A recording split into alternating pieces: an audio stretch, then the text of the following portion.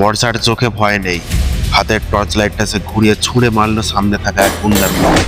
আলো ঝলসে গিয়ে লোকটা কেঁপে উঠলো, আর সেই ফাঁকে আদিত্য ঝাঁপিয়ে পড়লো। মুষ্টির আঘাতে গুন্ডারা হাতের ছুরিটা মাটিতে ছিটকে পড়লো। আরেকজন গুন্ডা পিছন থেকে ছুরি নিয়ে ঝাঁপ দিল। আদিত্য দ্রুত বাঁক নিয়ে তার হাত চেপে ধরলো, কোনোই মুচড়ে দিল। লোকটা আর্তনাদ ভেসে উঠলো করিডোরে। সেই মুহূর্তেই বর্ষা এক লাথি মেরে আরেকজনকে ফেলে দিল ভাঙা টেবিলের উপর। টুকরো টুকরো কাঠ ছিটকে পড়ে গেল চারিদিকে। একসাথে চারিদিক থেকে গুলি ছুটে এলো। দেওয়ালের পলেস্তারা গর্ত তৈরি হতে লাগলো। ইট ভেঙে ধুলো ছড়ে পড়ছিল। আদিত্য লাফিয়ে গিয়ে একটা গুন্ডার হাত থেকে বন্দুক কেড়ে নিল, ট্রিগারে চাপ দিল।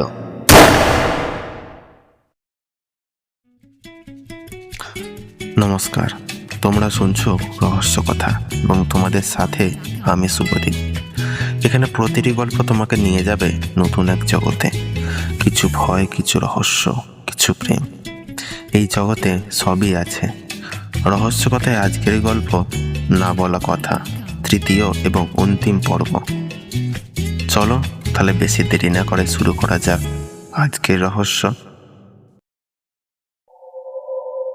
রাতটা যেন আরো গভীর হয়ে উঠল। হঠাৎ অদ্ভুত ঠান্ডা হাওয়া ঝাপটা মারল আদিত্যর মুখে। আদিত্যর বুকের ভেতর তীব্র ধড়ফড় শুরু হলো।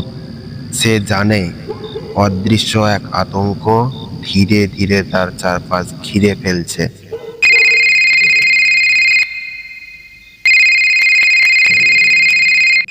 আদিত্যর হাত কেঁপে উঠল। ফোনের স্ক্রিনে অচেনা নাম্বার। নিঃশ্বাস ধীরে ধীরে আটকে এলো। সে উত্তর দেবে কি দেবে না, সেই দোটানাই যেন তাকে গ্রাস করছে। অবশেষে ধরলে। তুমি ভেবেছিলে আমি শুধু তোমাকে ভয় দেখাচ্ছি? না, আমি শুধু অপেক্ষা করছিলাম ঠিক এই মুহূর্তটা। কে তুমি? আমার থেকে কি চাও? তুমি ভয় পাচ্ছ? আমি শুনতে পাচ্ছি তোমার নিঃশ্বাসের কম্পন। তুমি হয়তো চেয়ার থেকে উঠে দাঁড়িয়েছো, কারণ ঘরটা তোমার কাছে হঠাৎ ছোট মনে হচ্ছে। ঠিক বলছি তো? আদিত্যর কপাল ভিজে উঠল ঘামে। যেন অচেনা কণ্ঠস্বর তার ভেতরের প্রতিটা টানাপোড়েন চোখ বুজে আন্দাজ করতে পারছে। তুমি শুধু আন্দাজ করছো যে আমি কিছু করতে পারবো না। আন্দাজ? আন্দাজই সবচেয়ে বড় সত্যি। মানুষ যখন ভয় পায় তার প্রতিটা পদক্ষেপ এতটাই সহজে পড়া যায় যেন খোলা বই। যদি সাহস থাকে সামনে এসো। সামনে আসবো? তাহলে এসো, যেখানে সত্যি সবচেয়ে গোপন হয়ে আছে। পুরনো ল্যাব লক, সেখানে আলো নেই, শুধু প্রতিধ্বনি। সেখানেই তুমি পাবে উত্তর, অথবা মৃত্যু।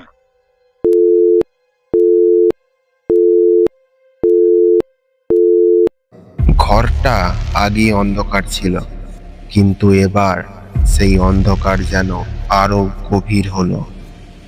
আদিত্য বুঝতে পারল কেউ তাকে অনুসরণ করে চলেছে, যার চোখকে ফাঁকি দেওয়ার কোনো উপায় নেই।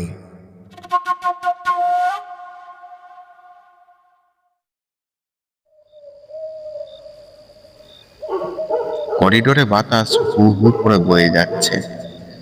ভাঙা জানালার কাছে শব্দ হচ্ছে। দূরে কোথাও জলের ফোঁটা টুপটাপ পড়ছে। মাঝে মাঝে ইঁদুর ছুটে যাচ্ছে মেঝেতে। হাসপাতালের পরিত্যক্ত ব্লক। চারিপাশ কেমন যেন নীরব। দেওয়াল ভেজা, বাতাস ভারী। পুরনো ওষুধ আর পচা কাপড়ের গন্ধ ছড়িয়ে আছে চারিদিকে। ছাদের ফ্যানগুলো ঝুলে আছে, কিন্তু চলছে না। ভাঙা জানালা দিয়ে একটু চাঁদের আলো ঢুকছিল। করিডোরের প্রতিটি কোণ আজ অচেনা লাগছে। আদিত্য ধীরে ধীরে নিঃশ্বাস নিচ্ছে। তার বুকের শব্দ যেন সে নিজেই শুনতে পাচ্ছে। সে বুঝতে পারছে এখানে কেউ আছে, এই জায়গা ফাঁকা নয়। আমি জানি তুমি এখানে। এই নিস্তব্ধতা, এই ছায়া সব তোমার বানানো। তুমি যতই অন্ধকারের আড়ালে লুকিয়ে থাকো, তোমার ছায়া আমার চোখ এড়িয়ে যাবে না। আমি আজ তোমার মুখোমুখি হবই। ঠিক তখনই নীরবতার ভেতর একটি কণ্ঠ শোনা গেল। কণ্ঠটা শান্ত কিন্তু ঠান্ডা নয়। এটা হঠাৎ বলা কোনো কথা নয়, এটা অনেক দিনের অভ্যাস থেকে আসা কণ্ঠ। ছায়ার সাথে চোখের চোখ মেলানো যায় না আদিত্য। নীরবতারও একটা ভাষা আছে, তুমি সেটা বুঝতে শেখনি। একটা মৃতদেহ মাঝে মাঝে কথা বলে, কিন্তু তার কথা শুনতে পায় কয়জন? নীরবতার মৃতদেহের গল্প শোনানো বন্ধ করো। অন্ধকারের আড়ালে দাঁড়িয়ে কথা বলা সহজ, সাহস থাকলে সামনে এসো, আমার চোখে চোখ রেখে কথা বলো। চোখের সামনে দাঁড়ালে ভয় কমে যায়। আমি ভয়কে বাড়িয়ে তুলতে চাই, কারণ ভয় এটাই মানুষের সবচেয়ে বড় শিক্ষক। গণিত জানো তো, একটি মাত্র ভুল সমীকরণ পুরো সমাধানকে ধ্বংস করে দেয়। ঠিক তেমনি একটা ভুল পুরো জীবনকে ধ্বংস করে দেয়। আর তুমি আদিত্য সেই ভুলটাই করে ফেলেছো। আদিত্যর গলা শুকিয়ে গেল। এই কণ্ঠ সাধারণ কারো নয়, এটা এমন একজন মানুষের কণ্ঠ যিনি ভয় দিয়ে মানুষকে নিয়ন্ত্রণ করতে জানেন, যিনি কথা বলেই চাপ তৈরি করতে পারেন। ভুলটা আমার নয়, তোমার। তুমি ভাবছো অন্ধকার আমায় ভয় দেখাবে। শিকারকে সবসময় শিকারই দুর্বল ভাবে, কিন্তু খেলার আসল মোড় তখনই বদলায় যখন শিকার শিকারীকে চিনে ফেলে। আজ আমি তোমাকে চিনেছি।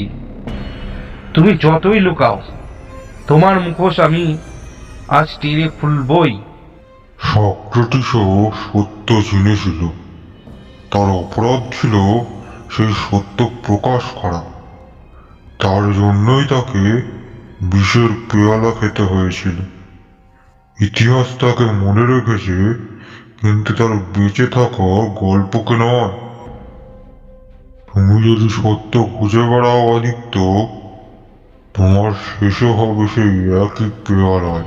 আমি ভয় পাই না। মৃত্যু যদি আজ উত্তর হয়, তবে সেই প্রশ্ন আমিই করব। তুমি তোমার ছায়ার আড়ালে থেকো, আমি আলোয় দাঁড়িয়ে লড়ব। আজই প্রমাণ হবে কে আসল শিক্ষক, তুমি না আমি। দাবার বোর্ডে সৈন্য যতই এগোতে থাকুক,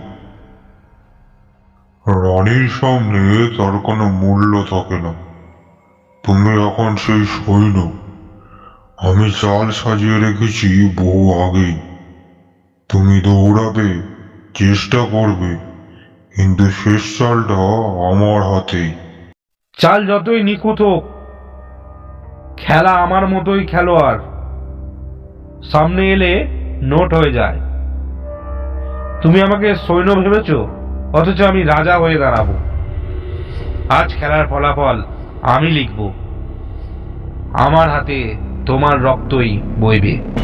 আয়নার সামনে মানুষ নিজের মুখ দেখে, আমি সেখানে ছায়া দেখি। আর ছায়া থেকে পালানোর জায়গা নেই আদিত্য। যতক্ষণ তুমি শ্বাস নিচ্ছ, ছায়া তোমাকে অনুসরণ করবে। হঠাৎ সবে অন্ধকার হয়ে গেল, কিছুই দেখা যাচ্ছে না। আদিত্য শুধু নিজের হৃদস্পন্দন শুনতে পাচ্ছে। সে বুঝে গেল এটা শুরু মাত্র, এর শেষ এখনো আসেনি। কিন্তু বিপদ খুব কাছেই আছে। ঠিক তখনই অন্ধকারের বুক চিরে ভেসে এলো এক নারী কণ্ঠ। ভয়কে জেতার একটাই উপায় আছে, তার চোখে চোখ রাখা। পরিচিত কণ্ঠ, অথচ এতদিন ধরে লুকোনো ছিল অদৃশ্য ছায়ার আড়ালে। আদিত্য থমকে দাঁড়ালো। সামনের অন্ধকারের গভীর থেকে ভেসে উঠল এক আলোর রেখা। প্রথমে মনে হলো ভাঙা জানালা দিয়ে ঢুকছে চাঁদের আলো, কিন্তু না, ওটা টর্চ লাইট। আলোটা এগোতেই বাতাসে ধুলো উড়ে উঠল, প্রতিটি কণা যেন আলোর সাথে মিশে নাচছে। আর সেই আলোক পর্দার আড়াল থেকে ফুটে উঠল এক মুখ। ধীরে ধীরে স্পষ্ট হয়ে উঠল বর্ষা। সাদা শার্টে ধুলোর দাগ, মুখে ক্লান্তি, কিন্তু চোখে অদম্য আগুন। বর্ষা দাঁড়িয়ে আছে দৃঢ়ভাবে, তার হাতে ধরা টর্চের আলো কেটে ফেলছে অন্ধকারকে, আর নিঃশ্বাসে ঝরে পড়ছে প্রতিশোধের শপথ। বর্ষা, তুমি? সত্যি তুমি?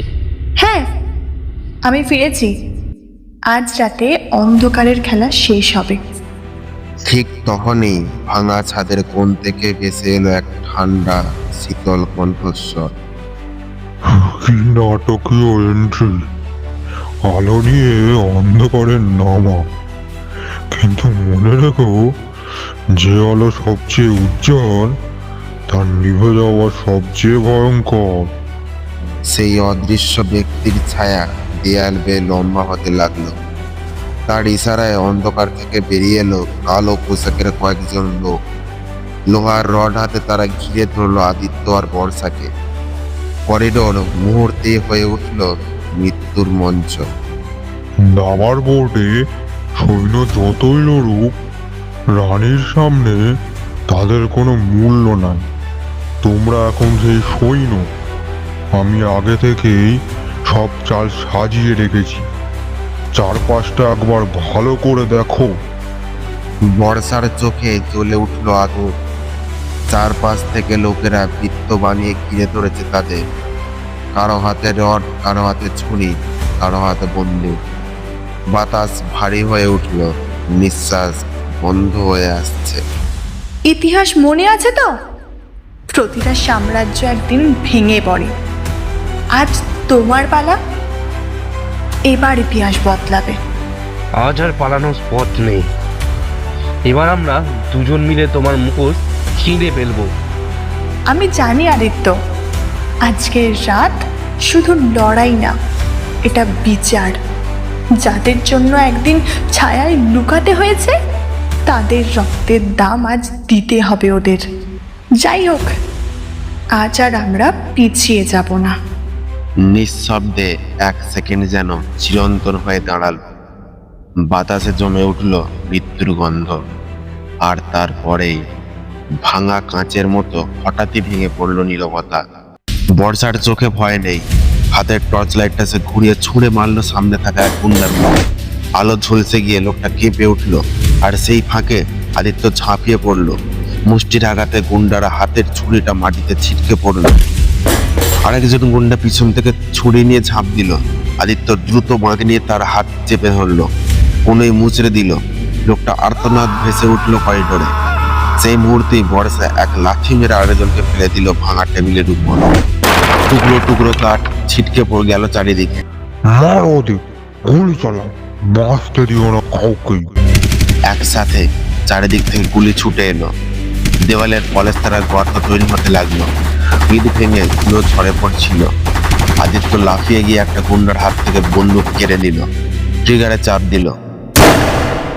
বর্ষা মাটিতে পড়ে থাকা ছুরি তুলে ছুঁড়ে মারলো আর এক বন্দুকধারীর গুন্ডার দিকে।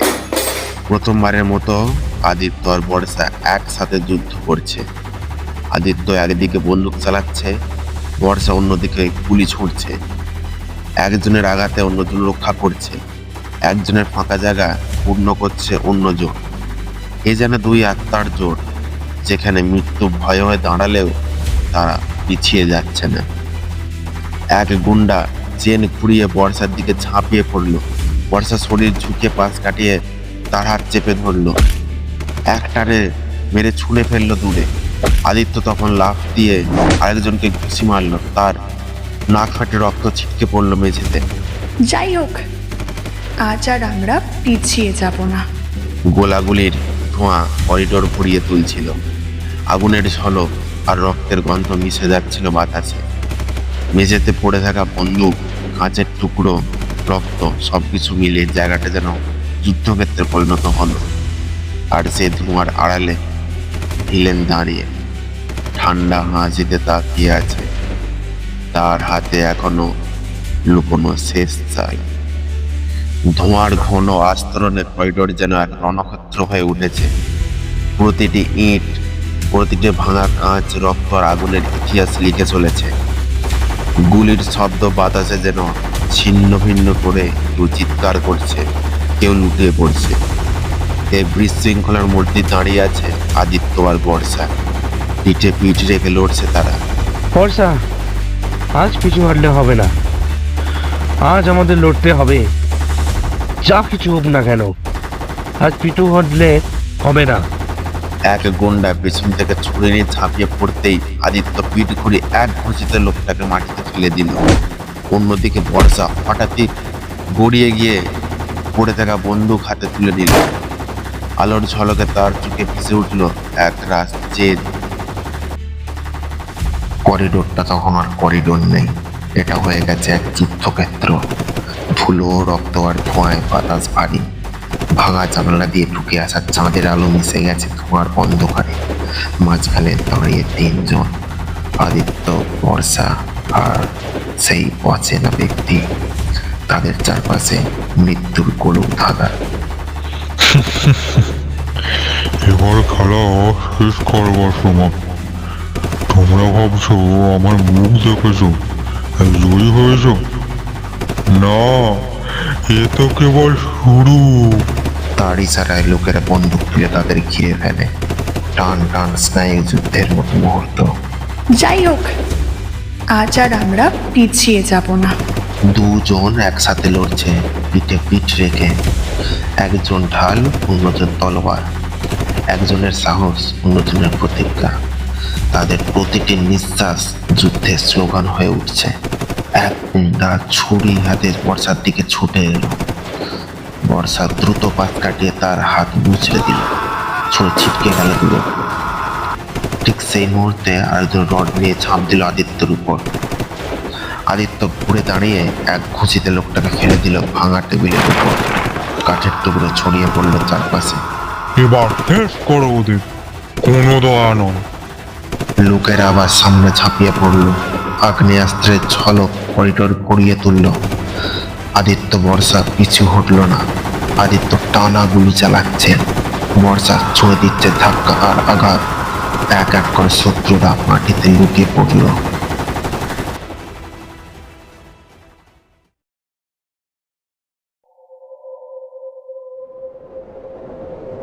রাতের করিডোরের গুলির শব্দ এখন স্তব্ধ। চারিদিকে ছড়িয়ে আছে ধুলো, ভাঙা ইট, ভাঙা কাঁচ। ধোঁয়া এখনো বাতাসে ভাসছে। আগুনের ঝলকানি নিভে আসছে ধীরে ধীরে। আর সেই ধোঁয়ার ভেতর দাঁড়িয়ে আছে তিনজন মানুষ, আদিত্য, বর্ষা আর তাদের জীবনের সবচেয়ে বড় শত্রু। ভালোই করছো, কিন্তু মনে রেখো খেলাটা আমি শুরু করেছি, শেষ হবে আমার ইশারায়। ধোঁয়ার আড়াল ভেদ করে উঠে এলো সেই মানুষটা, যার ছায়া এতদিন তাদের তাড়া করেছে। তার মুখ অবশেষে স্পষ্ট হলো আলোয়। একরাশ ঠান্ডা অহংকার, চোখে নিষ্ঠুর আগুন, ঠোঁটে পাকা হাসি। হ্যাঁ, এটাই সেই মুখ যাকে আদিত্য আগেও চিনত। অবাক হলে না আদিত্য? এ মুখ তো চিনে ফেলেছ নিশ্চয়ই। আদিত্যর চোখ হঠাৎ বড় হয়ে উঠল। অন্ধকার আর ধোঁয়ার ফাঁক দিয়ে স্পষ্ট দেখা গেল সেই মুখ, তার কলেজ জীবনের অধ্যাপক ডক্টর রণজয় সেন। তুমি তুমি আমার প্রফেসর, যাকে আমার শিক্ষক বলতাম, তিনি আজ রক্তের খেলায় নামলেন। শিক্ষক? হা হা, না আদিত্য, আমি ছিলাম তোমাদের চোখে শিক্ষক। আসলে আমি ছিলাম অন্য এক খেলার মাস্টার। এই শহরের অর্ধেক বড় লোককে আমি নিয়ন্ত্রণ করতাম ব্ল্যাকমেলের জালে। তাদের গোপন কুকর্মের প্রমাণ আমার হাতে ছিল। টাকা, ক্ষমতা সবই আমার। বর্ষার চোখে ঝলসে উঠল ক্ষোভ। সে এক পা এগিয়ে এলো। তুমি মানুষ নও, তুমি শুধু এক দানব। যারা তোমাকে পিতার মতো ভেবেছিল তাদের স্বপ্নকেও তুমি ব্যবহার করেছো। আজ তোমার সব খেলা শেষ হবে। সে আমি না বর্ষা? যতদিন মানুষ লোভী ততদিন আমার মতো মানুষ ফিরব বারবার।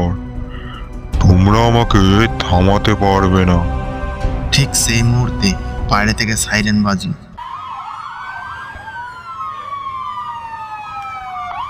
পুলিশ ঘিরে ফেলল পুরো ভবন। স্পটলাইট ঢুকে পড়ল ভাঙা জানালা দিয়ে। বন্দুক তাক করা হলো ডক্টর রণজয় সেন আর তার লোকেদের দিকে। Hands up doctor Ranjoy Sen, তোমার সব ব্ল্যাকমেল চক্র ফাঁস হয়ে গেছে। সব কিছু প্রমাণ এখন আমাদের হাতে। তোমার খেলা এইবার শেষ। ডক্টর রণজয় চারিদিকে তাকালো। তার চোখে ভয়ের ছায়া আসেনি, শুধু ঠান্ডা হাসি আরো গভীর হলো। আজ তোমরা জিতেছ বটে, কিন্তু মনে রেখো আমি আবার ফিরব। রণজয় সেনকে পুলিশ ধরে নিয়ে গেল। ধোঁয়া কেটে গেল ধীরে ধীরে। ভাঙা করিডোরে দাঁড়িয়ে রইল আদিত্য আর বর্ষা। দুজনেরই চোখে জল, কিন্তু সে জল বেদনার নয়, সে জল মুক্তির। শেষ হলো বর্ষা। এত বছরের দুঃস্বপ্ন আজ ভোরের আলোতে ভেঙে গেল। হ্যাঁ আদিত্য, আজ আমরা শুধু বাঁচিনি, আজ আমরা জিতেছি। বাইরে তখন ভোরের প্রথম আলো ফুটেছে। লালচে আকাশে পাখি ডানা মেলেছে। ধুলো পড়া করিডোর ভিজে উঠল সকালের সোনালি রোদে।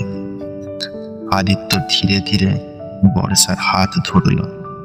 চোখে চোখে অগণিত কথা বিনিময় হলো। যেখানে ভয় নেই, যেখানে আছে শুধুই ভালোবাসা। কয়েক মাস পর আদিত্য আর বর্ষা বিয়ে করল। চারপাশে হাসি, আলোর ঝলক, সুরের মিষ্টি ধ্বনি। যুদ্ধ, রক্ত আর আতঙ্ক পেরিয়ে তারা পেল এক নতুন জীবন। তাদের গল্প শেষ হলো না, বরং নতুন এক যাত্রা শুরু হলো, যেখানে ভোরের আলোয় আছে শুধু ভালোবাসা আর প্রতিশ্রুতি।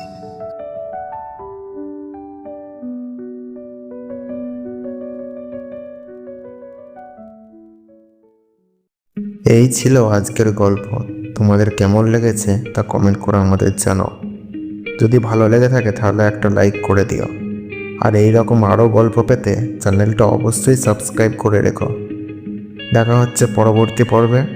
ততক্ষণ সকলে ভালো থাকবে, সুস্থ থাকবে।